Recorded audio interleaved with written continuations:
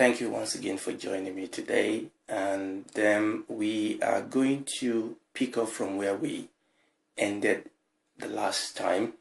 We've been trying to look at how to interpret biblical prophecy. In the last teaching, we were looking at the Bible as a book. And we started talking about looking at the Bible as a divine book. I think today, let me start this way. I have a confession to make.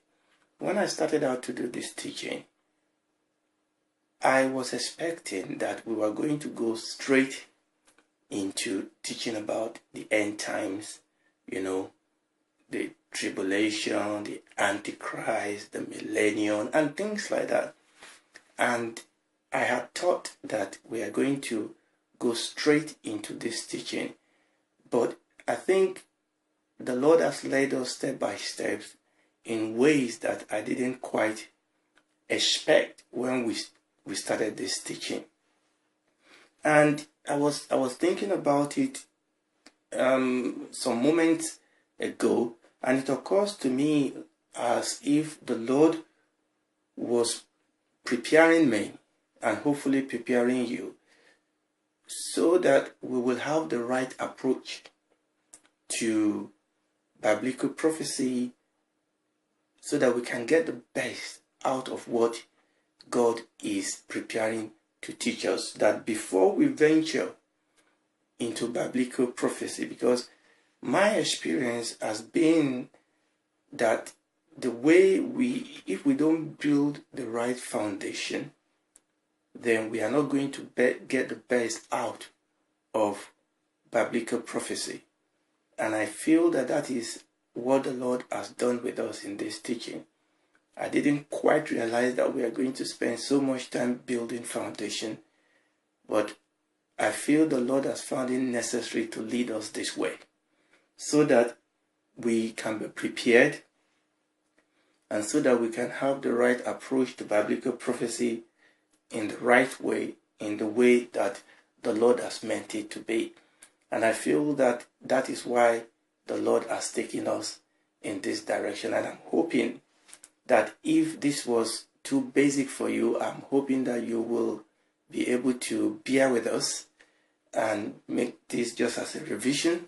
And I'm very sure that for some people out there, this will be quite fundamental and foundational so that we can be able to build upon it. Somehow I felt that we are taking a bit of time to build this foundation, and you will agree with me that foundation is very, very necessary. And I feel that this is why the Lord has led us this way. So we've been trying to look at the Bible as a divine book. We've said that the Bible is a book, but the Bible is more than a book. And in the last teaching, we were looking at the need for us to be humble in our approach to prophecy, that the best of us at the best only know in part. We must be humble. We must be very, very, very cautious in our way, in the way we approach biblical prophecy, understanding that we only know in part. Thank God for the part that we know. Thank God for this revealed things that God has given to us. But we must understand that none of us has monopoly over truths. We must be humble. And as we go on today, we will see the reason why. Like we read from 2 Peter chapter 3, that Peter himself said that there are some things that Paul wrote that were difficult to understand, and that some people rested. You see, as we'll approach biblical prophecy, you will see that there's a lot of resting, a lot of wrestling going on as people try to interpret some of these things. So I believe that God has laid that foundation so that we can build upon it. Today, by the grace of God, I'm hoping that we'll be able to talk about principles and guidelines to interpreting prophecy. When we come to understand that the Bible is a divine book, when we come to understand that much more than a book, the Bible contains mysteries, the Bible contains doctrines, the Bible contains prophecies, there are principles that we need to understand so that as we rightly approach the Bible with the right attitude, with the right guidelines and principle, then we create a forum, we create an atmosphere for the Holy Spirit to be able to reveal truth unto us. So I'm going to run through some of these principles. Now, some of them we've already mentioned as we talk about prophecy, as we talk about typology. We have already mentioned some of these principles, and we're just going to bring them together in this teaching today. So we're talking about principles, guidelines, approaches to interpreting prophecy. First principle we've already mentioned, we read that in Revelation chapter 19, verse 10. We must understand that the primary focus of prophecy is on the Messiah and the establishing of his kingdom, the establishing of his reign. Prophecy is not about being right. Prophecy is not about our ego. Prophecy is not about our camp. Prophecy is not about, our denomination. No, prophecy is about the Messiah. So the primary focus of prophecy, if we keep Jesus, if we keep the Messiah at the center of prophecy, then it will be difficult for us to go wrong. Okay, so that's the primary focus. Now, we've mentioned this before, and I'm not going to spend too much time on this. Keep Jesus at the center of prophecy. His person, his works, his life, his teaching, his glory. Keep him at the center. And his kingdom, his reign. So that is the first principle. That is the first guidelines as we approach prophecy, as we seek to interpret prophecy. Keep the focus of prophecy on the Messiah. Keep it on the Messiah. Prophecy is not a tool to score point. Prophecy is not a tool to stroke our ego. Prophecy is all about God. The mind of God, the purposes of God, the glory of God. And that is the focus of prophecy. So that's the first principle. Second principle, again, we've mentioned this, that we must recognize the principle of typology. Again, we're not going to spend too much time on this because we've already done 3 teachings on typology. If you've not been part of that teaching, you can go back and listen to this again. Recognize the principle of typology because this is very important as we approach prophecy.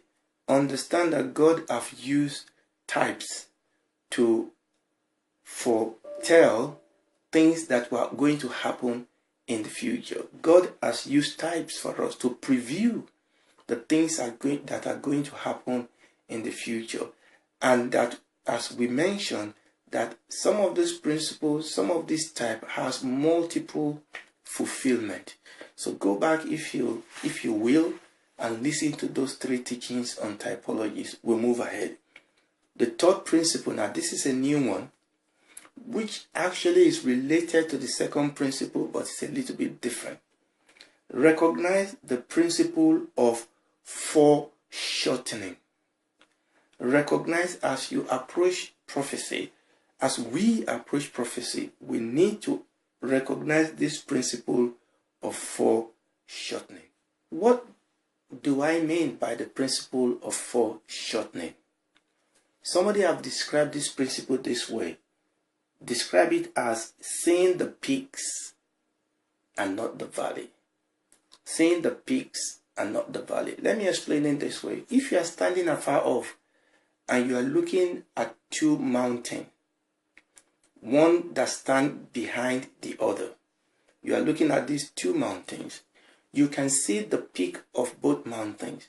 But when you are standing afar off, what you will not know is what is the distance between the 2 mountains. Even though you can see the peak of the 2 mountains, but you are not aware, you don't have the sense at that distance of what is the distance between the two mountains. So these two mountains actually appear to you to be closer than they are. So that is one way of explaining it. Another way of explaining it, let's assume that you've never seen an electric fan before.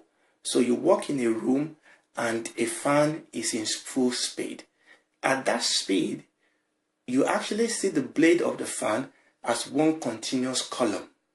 So at a very high speed, all you see is one column of blade swirling and rolling around. But as you reduce the speed of the fan, or you put the fan off, as the fan speed reduces and the speed of the blade reduces, suddenly you start seeing that actually what you saw as one column of blade are actually 3 or 4 blades. But when it was rolling so fast, you saw it as a single blade. But when you slow it down, you realize that it's not actually a single column of blades. There are actually 4 blades that appears as one. Now, let me read from 1 Peter chapter 1, verses 10 and 11. Peter was writing about our salvation. He said, verse 10, of which salvation the prophets have inquired and searched diligently. So the prophets, they were given prophecy concerning the salvation that will appear in the last days. And they were asking questions. They were inquiring. They were searching. They prophesied of the grace that should come to you.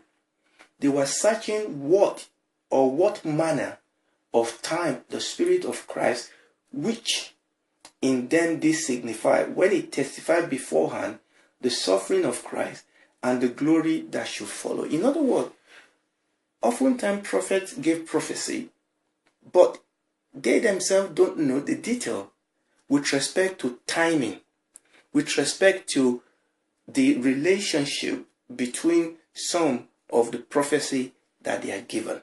Okay, and this is important as we approach prophecy, that sometimes a prophet can give a prophecy and not really totally be aware of the application, whether that prophecy is actually going to have a multiple fulfillment, and if that is the case, whether this is a prophecy that, what is the distance, what's the relationship between all those prophecies. So we need to understand that. Let me give us a good example that really bring this out very, very well. When we look at the various prophecy that concern the first coming, for example, there are prophecy that talks about the Messiah being called out of Egypt, the Messiah being called out of Nazareth, the Messiah being called out of Bethlehem. So as you prophesy, as the prophets were prophesying, the Messiah was related to 3 different locations. And the question is that how do you work that into each other? The prophet may not be aware of how this is all going to work out until the fulfillment came, until the events started to unfold. Then you begin to realize, yes, I can see that. It's like if you are playing a puzzle. Sometimes it can be, you know all the parts are there, but you don't know how do they relate until you begin to put some pieces into places, then some things begin to jump out at you. It's the same thing. Now let's read 2 portions of the scripture that bring this principle out very, very carefully.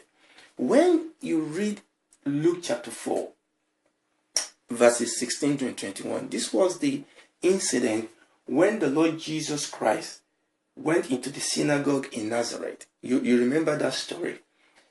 He went into the synagogue on the Sabbath day and he stood to read, and there was delivered unto him the scroll. Right, let me start reading from verse 17. And there was delivered unto him the book of the prophet Isaiah. So the prophet Isaiah, the book of the prophet Isaiah was given to the Lord Jesus to read. And when he had opened the book, he found the place where it was written. In other words, he read this place intentionally. He didn't just open the book and read anywhere. The Bible says he looked for this part, this area of the book of the prophet Isaiah that he wanted to read. And when he opened the book, he found a place where it was written, "The Spirit of the Lord is upon me, because he has anointed me to preach the gospel to the poor. He has sent me to heal the brokenhearted, to preach deliverance to the captive, and the recovering of the sight to the blind, to set at liberty them that are bruised, to preach the acceptable year of the Lord." And he closed the book. And he closed the book. And he gave it again to the minister and sat down. And the eyes of all them that were in the synagogue were fastened on him. Now, if you read that scripture, you may not understand what is going on here, because the Lord Jesus has just read from Isaiah chapter 61, verses 1 and 2. But when you go, now this is the very, very curious thing here. But when you go to Isaiah chapter 61, verses 1 and 2, you will realize that the Lord Jesus actually stopped reading that scripture in the middle of a sentence. Let's go to that Isaiah chapter 61, verses 1 and 2. Now, I'm not going to read everything. I'm just going to read verse 2. And you see where the Lord Jesus actually stopped. He stopped reading in verse 2 to proclaim the acceptable year of the Lord. And that is why he stopped. But let me read the whole verse for you. To proclaim the acceptable year of the Lord and the day of vengeance of our God, to comfort all that mourn. Why? Why did the Lord stop in the middle of a sentence and give the book back to the minister and sat down? We will go back to Luke chapter 4, because Luke chapter 4 gave us a reason why he stopped. The Bible says in verse 21, which I have not read, because they were all looking at him. Verse 21, the Lord Jesus said, and he began to say unto them, this day is this scripture fulfilled in your ears. So the Lord Jesus actually stopped reading that scripture from Isaiah in the middle, because every other thing that goes on from that on was not being fulfilled. So the first part, the first verse of Isaiah and the first part of the second verse was now being fulfilled in the first coming of the Lord Jesus Christ. The remaining part of that verse is going to be fulfilled in his second coming. So in a single verse of prophecy that Isaiah gave actually cover two events. Remember, foreshortening. Two peaks. Even though Isaiah gave this prophecy as a single prophecy, as if there was no distance, as it were, between the first part of verse 2 and the second part, we are to find out here that there's going to be a distance. That is why the Lord Jesus stopped in the middle of the sentence, because he said, this day is this scripture fulfilled. Because that scripture, Isaiah chapter 61, verses 1 and 2a, was fulfilled, or was being fulfilled, in the first coming of the Lord Jesus Christ. And Isaiah chapter 61 verse 2b, I'll say that again. Isaiah chapter 61 verse 2b is going to be fulfilled in his second coming. And the Lord Jesus stopped in that middle. So that is the principle of foreshortening. Some people call it the principle of partial fulfillment. In that verse, one part was talking about one event, and the second part was talking about the second event, but the prophet actually gave it as a single prophecy. And as we approach prophecy, typological prophecy, be aware that there will be time when you read a prophecy that feel like it's being fulfilled at a go, but that prophecy may have a partial fulfillment. There are some other examples that we can look at in the book in the Bible. I'm not going to read this, but Joel chapter 2, verses 28 to 32. Peter quoted from the book of Joel in Acts chapter 2, verse 16, but he quoted a part of it because only that part is being fulfilled at that moment in the first church. The other part was going to be fulfilled later. So be aware of this principle. I will run through the three principles I've mentioned so far. The first principle is, as we approach scripture and as we approach prophecy, we should make prophecy the primary focus, should be on the Messiah and establishing of his reign. Number two, we must understand the principle of typology. Number three, the new one, we must understand the principle of foreshortening. The principle of foreshortening. We must understand that sometimes the prophets see two pigs and they see them as one. Or sometimes even if they see them as two pigs, they may not be aware what is the distance between the two pigs. Praise the Lord. Let's go to the fourth principle. Look for God's built-in interpretation. I think we've mentioned this before. As you read prophecy, sometimes the Lord himself will give us the interpretation. We see a lot of this in the book of Daniel, and I'm not going to go into that again. In the book of Revelation, several symbols in Revelations are explained. Okay, several symbols are explained, but in the book of Revelation, many of the prophecy are not explained. So what is the principle that we need to use when there is no built-in interpretation? That brings us to the fifth principle. Compare parallel passages. Compare parallel passages. And that feed into the principle of typology. Understand that the prophecy about the end time build on each other. When you read there are three, and we'll come to this when we begin to talk about the end time. The end time prophecy are scattered around the scripture, Old Testament and New Testament. But there are three central passages or central book, let me put it that way, or central prophecy that you need to be to interpret in parallel as we begin to talk about the end time. The first is in the book of Matthew, which we call the Olivet Discourse, Matthew chapter 22 and 25. Matthew chapter 24 and 25, which is parallel chapter in Luke and Mark. But Matthew chapter 24 and 25 is the central piece of what we call the Olivet Discourse. This is when the Lord Jesus himself began to talk to us about the end time. So the book of Matthew, then obviously the book of Daniel and the book of Revelation. When you interpret this book in the light of each other, it throws light.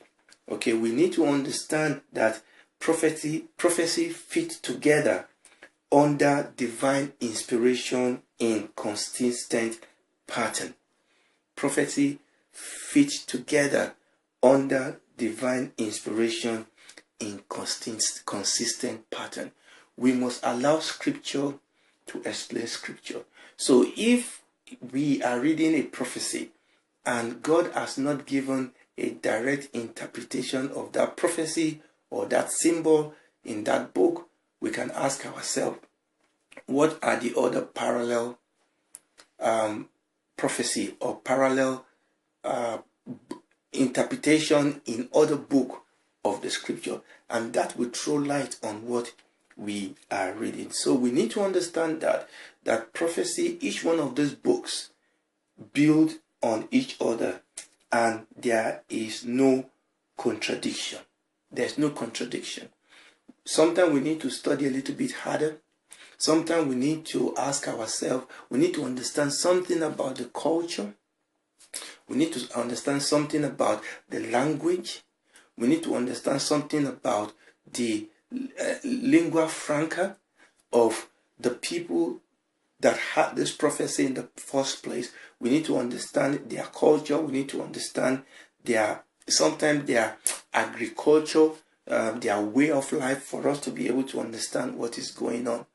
But as we interpret scripture with scripture, as we understand the context, the culture, the way the people that had those prophecies in the first place understood it, it will begin to throw light upon the prophecy that we are reading.